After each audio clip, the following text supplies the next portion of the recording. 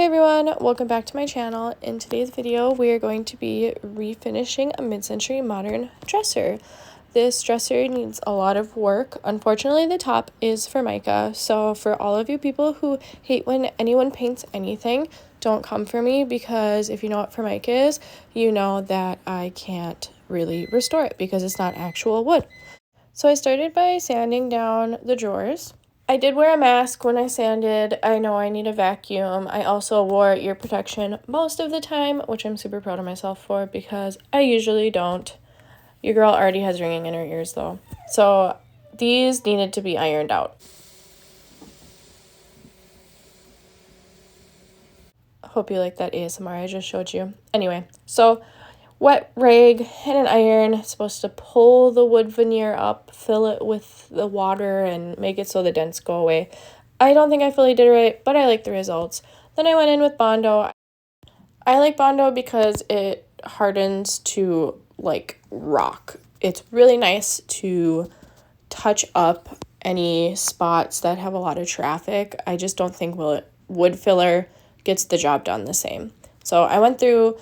Most of the drawers had just like little slight issues. I went through and used the Bondo, and then when that was drying, then I went in with my sander and sanded down the base of the dresser in the front. I'm just going to be painting these anyway, so I really just went through, didn't have to worry about like going through the veneer on the front, because with edge banding you can sand through the veneer really easily. I decided to paint the front and I usually do like a geometric pattern on the sides. When I have to paint the top, when the top is Formica, I like to paint some of the body while preserving some of the wood veneer on the body, just because it like really ties in the piece together. I feel like if you just paint the top and don't really paint any of the other, I think it looks weird. So then you can see I hand sanded just some of the crevices I couldn't get with my orbital, and then I used my carbide scraper on the side. I used it for the most part. It was a brand new scraper, and I didn't want to damage the wood veneer, and the top coat was super thin, so I just went in with my 120 grit sandpaper on my orbital, and that got the job done. I will never go below a 120 grit when I sand wood veneer. Even a 120 grit, I want to say on the edges, you have to be super careful. So here I am just kind of color matching. It's a little dark for my liking, but it worked. It was just really small side stuff. So then I use my orbital and 120 grit to scuff sand the top. So you really need to scuff sand Formica top and then prime it before you paint. Formica is really smooth, so you need to scratch that surface up.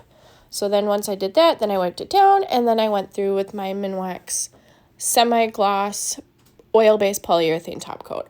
I love using oil-base when I have mid-century modern. It just gets the job done way better than water-based, I think, and I also think it just really brings out the shine of the wood grain. I do not stain my veneers unless I absolutely have to. I love just doing an oil-based top coat and letting the wood grain shine. As you can see there, some of those spots that I tried to iron out were kind of showing, but it wasn't super noticeable. So yeah, I went through and I did a nice top coat, and then that looks like really pretty.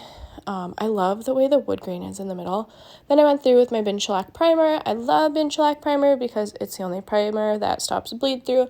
Even though I don't need to worry about bleed through on the Formica top, I still like using it. I just really like it. It dries really fast too. So I just went through with the brush. I usually like to use a foam roller, but I had a brush on hand, so I used a brush. Also, if you're still watching this by now, please don't come for me about my garage.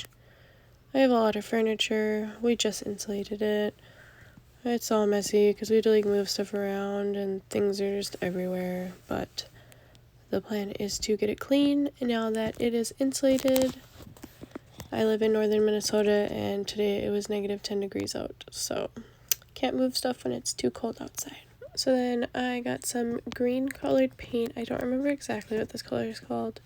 but I get it from my local hardware store. It's about like $24 for the can, and it's a fast dry interior exterior enamel based paint, and it's usually used for trim and doors. So it's really durable.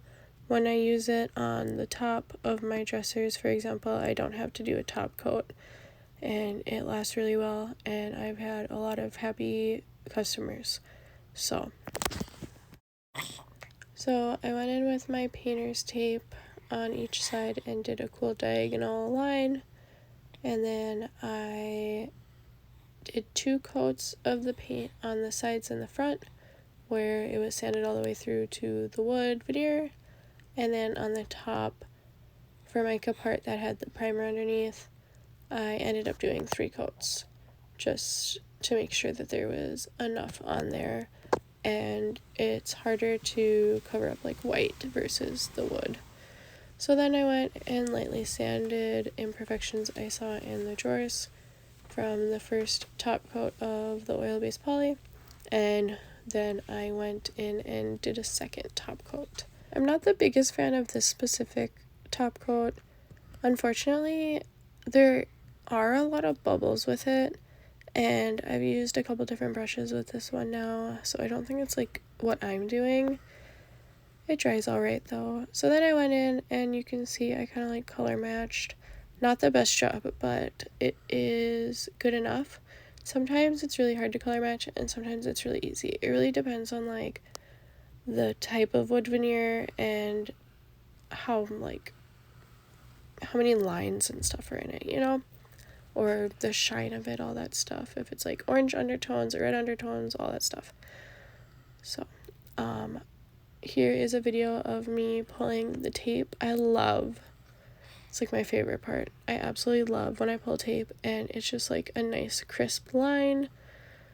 And then, so like I said, I did 3 coats on the top. So I did 2 coats, and then I went through with some 400 grit, which is a higher grit that makes it really smooth, smooths out any imperfections or like possible brush strokes.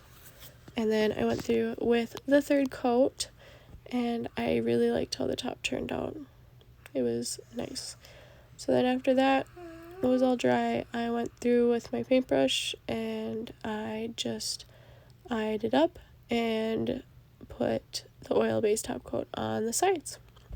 It was pretty easy. When I do these voiceovers, I get so hyper aware of how many times I say certain words, and I feel like I've said top coat so many times that I apologize in advance for when you guys watch this video. But so then this is the final look. I love how the wood just like pops. It's my favorite part about the oil-based polyurethane. So thanks for watching. Follow, subscribe, let me know what you think in the comments.